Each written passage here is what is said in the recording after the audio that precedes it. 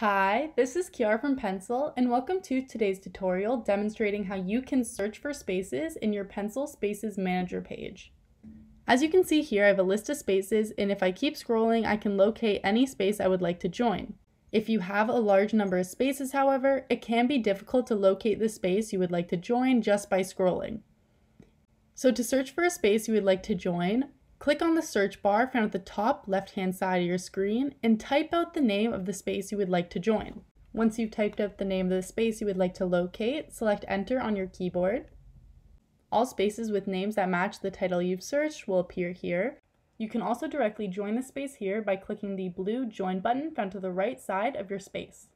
Thank you for watching today's tutorial. I hope you found it helpful. If you have any further questions, please feel free to click the Help button found at the bottom left-hand side of your page.